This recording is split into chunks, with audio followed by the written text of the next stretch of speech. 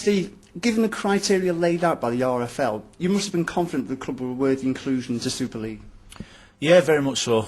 We felt as though everything that Steve O'Connor and the council and obviously Stobbarts had put into the club, I wouldn't say nailed on because there's no such thing as that, but we were very confident that the licence application we put in was going to be a success. And obviously the news we got on Tuesday wasn't the news we wanted, but I don't think anybody at the club could have done anything more. Taking into account that Steve O'Connor stated that he would financially underpin the Vikings during 3 years of Super League with a highly successful management team in place, is it disappointing that finances were cited as a large factor in the decision? I think the Rugby League's got the, they've made their mind up as to what clubs and what criteria they wanted to pass, and very best wishes to everybody who's actually got in Super League. We'd have loved to be in that position, but as we said, we thought that the licence application we'd put in, as to use a Steve O'Connor word, was irresistible, and that wasn't to be. And it just makes us that little bit more determined now to make sure in 3 years' time we get another chance that we're even stronger than we are now. Along with the 9-point deduction, in effect the new regime of the club has been punished twice for the financial irregularities it had nothing to do with. That must be a bitter pill to swallow.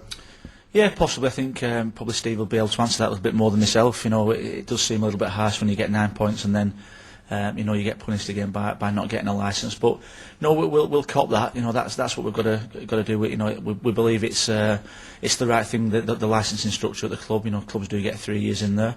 The 9 points was difficult to overcome, which the players have done that, and now it's very important that the club, the players, the supporters, the backroom staff overcome the decision not to put us in Super League, and as I said previously, make sure that in 3 years' time the Rugby League will have no alternative to put Widnes in there.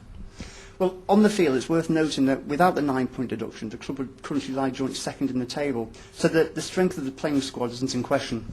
No, I don't think so. It's been hard work to get the squad up and running, and in a way the question's irrelevant because we haven't got those 9 points. It'd be great to with the decision to not put the club in Super League, to give us the 9 points back. That would have been fantastic, but that's not the case. The players have got those 9 points back in the first few games, and we're doing everything we can now to get into a top 6 spot, and then hopefully we can go that little bit further and get to a final. But we've got a long way to go before then, and everything what we've been chucked on the players and the club so far, we've dealt with, and it's important we do that again. One of the areas of assessment was the development of junior players. This year you must have been delighted that homegrown youngsters have not only come into the side but have performed on the big stage. Definitely, yeah. I think that's been a big boost, certainly from my point of view this year. In a way, my hand was forced a little bit with the late recruitment, but I've said myself, I've learned quite a lot as a coach by you chuck some of these younger players in, they won't let you down. We've had at times earlier in the season we had 8-9 under 21 players playing regular in the National League, and for any club to do that, I don't think it's ever been done, and those players will come back better for that. And look at people like Matty Strong and Michael Ostick, who both played on Sunday. Both homegrown kids, both Widnes kids, both come through the scholarship, and I think there's 5 or 6 ready and waiting in the wings to do that. Taking into account 8 months ago, the changes made since then, and the infrastructure now in place at the club, the future of the club still looks very bright. Yeah, unbelievably so. This is a fantastic club.